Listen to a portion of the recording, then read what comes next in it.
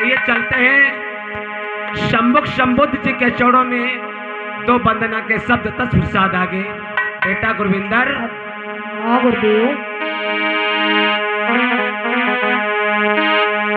किया जो सुमिरन करके भूत तथागत,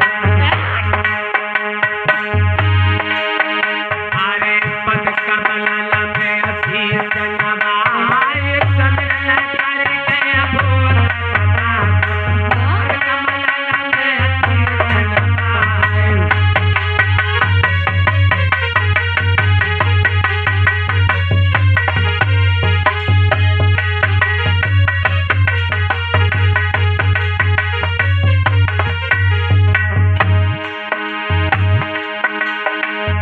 फिर हम सुमिरे अभी मराऊआ को, अरे फिर हम सुमिरे अभी मराऊआ को, अरे जिन भारत को रचो विधान, भारत में आकर के भैया दया हो, अरे सबको करो आज उद्धार।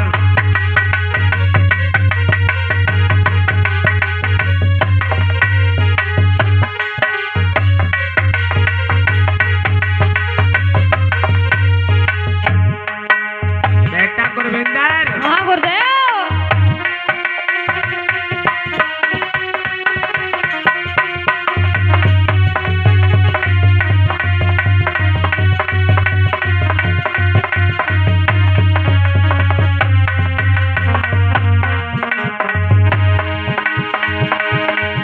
अरे गौतम सिमरे लुमलिया बन के, अरे जहाँ पर बोतल इंद्रिया बतार, अरे गौतम सिमरे लुमलिया बन के, अरे जहाँ पर बोतल इंद्रिया बतार, अरे अरे बाबा सिमरे महुआ बने, अरे जहाँ पर भीमल इंद्रिया बतार।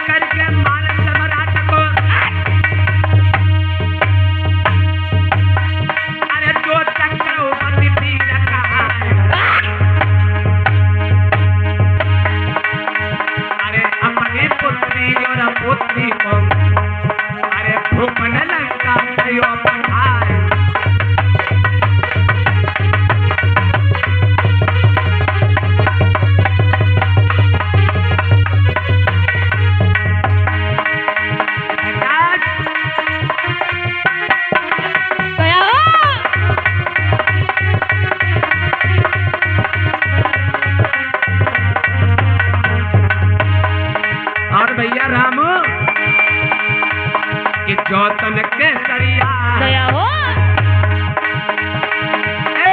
जोतन के सरिया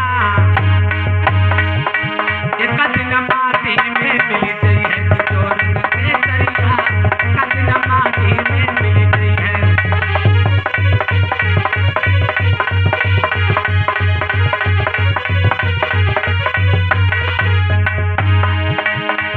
अरे माटी में मिली चाहिए,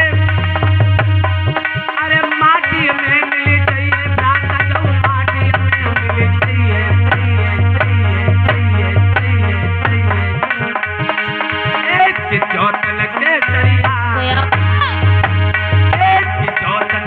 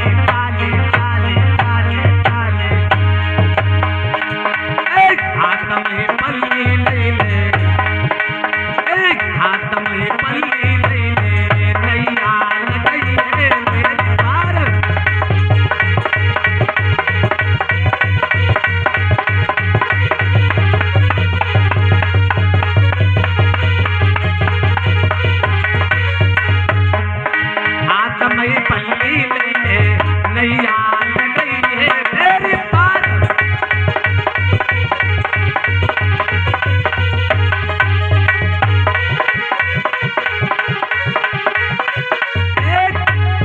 बोलिए भगवान बुद्धि की दया हो बोलिए बाबा साहेब की दया हो।